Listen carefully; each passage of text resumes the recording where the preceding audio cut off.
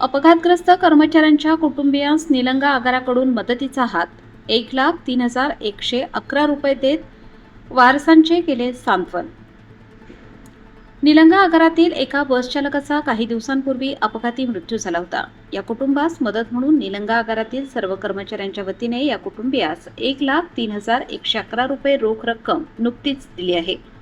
ST कर्मचाऱ्याचा अपघाती मृत्यू झाला तर महामंडळाकडून मदत मिळते, परंतु आपणही अपघातग्रस्त कुटुंबियास मदत करावी या उद्देशाने निलंगा आगारात सर्व कर्मचाऱ्यांनी स्वखुशीने 1,03,111 रुपये ही रोख रक्कम जमा केली। निलंगा तालुक्यातील गौर येथील चंद्रकांत आप्पाराव देशमुख या अपघातात मृत्यू पावलेल्या कर्मचाऱ्याच्या घरी स्वतः आगार प्रमुखासह सर्व कर्मचारी यांनी जाऊन त्या कुटुंबियांचे सांत्वन करत त्यांची पत्नी, मुलं, आई, भाऊ यांच्याकडे ही रोख रक्कम निटूर जिल्हा परिषद गटाचे जिल्हा परिषद सदस्य रोहित पाटील गौरकर यांच्या हस्ते या कुटुंबियांकडे सुपूर्द करण्यात आले।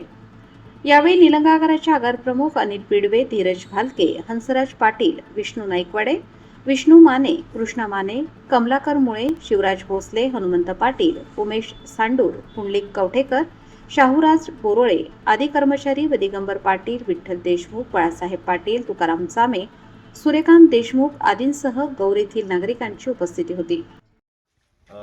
निलंगा आगारातील कर्मचारी कैलासवासी चंद्रकांत आप्पाराव देशमुख, चालक क्रमांक 21,463 यांचं अपघाती निधन झालं। तिरुपती दर्शनासाठी गेले असताना रेल्वेमध्ये अपघाती निधन झालं।